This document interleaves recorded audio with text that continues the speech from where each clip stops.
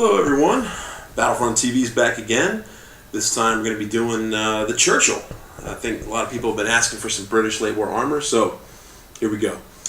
Now I started out with this with a black undercoat, just black primer undercoat, and then sprayed it also afterwards with the British armor, the late war paint. So easy way to do it, no problem. And here we're starting out with German gray. I'm painting the tow cables that are alongside, the tracks, and I'm also base coating the two shovels on the back deck of the tank with the metal areas. I'm painting that German gray.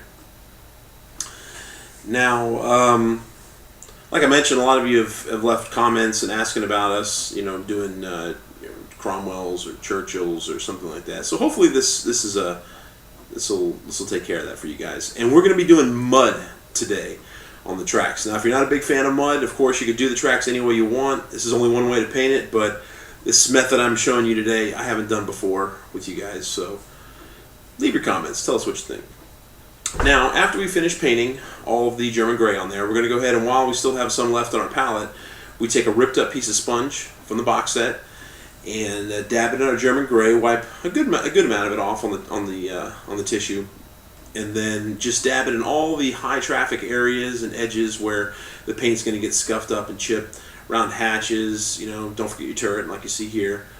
But there's not a whole lot of contrast there, so it might be tough to see, but it's worthwhile doing, especially later when we hit it with the pencil and give it a little chipping. Okay? So now we're going to start out painting the exhaust, okay? And this is just a straight up, the base coat is a 50-50 mix of red leather and flat brown, okay? Now, I kind of got this inspiration seeing other people's paint jobs as well as the ones on the product highlight for this box set on our own website. And I find that this color, for me personally, is a really nice dark, kind of reddish brown rust base coat, okay? So, like you see here, just paint that exhaust this color.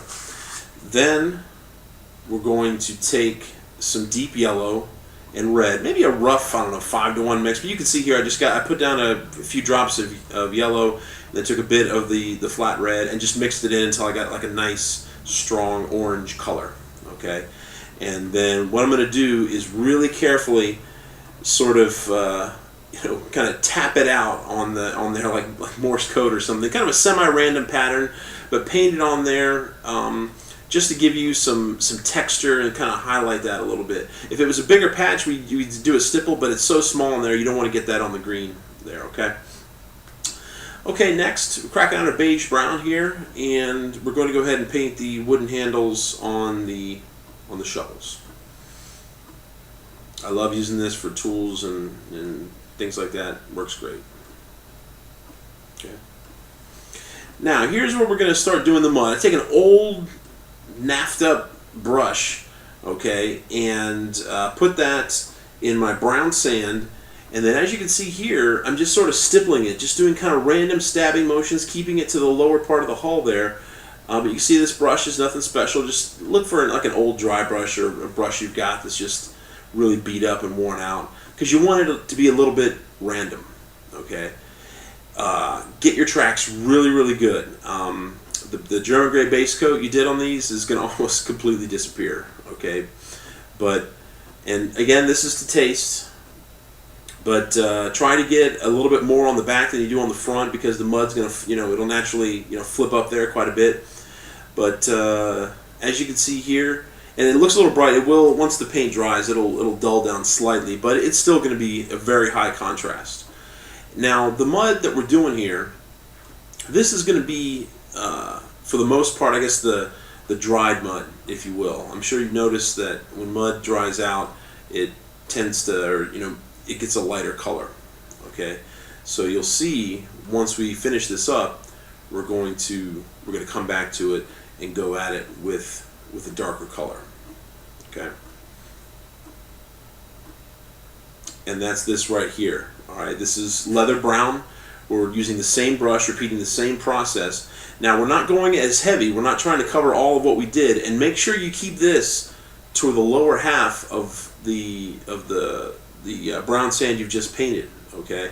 Because this is going to kind of give you, some of it has dried, and then the stuff in the lower part is still, you know, wet from just getting flipped up onto the tank, okay? And again, the whole point of this kind of stippling and using an old brush is to try to make it, you know, random. You don't want to make it look too even, or it's just not going to look realistic. Now at 15mm scale, I personally am not a big fan of actually texturing it with like sand or something like that, because I think at this scale the paint is enough to communicate that mud. But if you wanted to try adding some texture or something like that, you can certainly do that, okay? So right here, I'm going to crack out a couple pigments. First, I'm going to do a little bit of MIG Black Smoke on the muzzle there. Just, I like it. It looks cool. Like you made a bunch of shots. But this is cool. I took MIG Gun Metal, brushed a little bit on my finger, and now I'm rubbing it on the tracks. All right? Your first ever paintbrush, your finger, right? Well, you see here, it's only going on the very raised edges, and it gives a wonderful kind of polished metal, you know, like it's been rubbing. It just looks great. I mean, it looks really, really realistic. You can't go wrong with that. But if you wanted to, you could dry brush it, gunmetal paint, if that's your thing. No problem either way. Okay, and now we'll wrap it up here. I'm using the pencil like I love to do, and I'm going along my tow cables on this. I'm going to all the gray chips I did, the larger ones. I'm going to paint it in there. Right here, I'm actually using the pencil to draw the metal onto the shovel, and they look great that way. But just kind of, like I said, semi-random tapping out any big blotches of German gray that you did when you did the sponging. Be sure to get some of this pencil in there, and that's going to show paint that's chipped all the way through, you know, to the hull for whatever reason.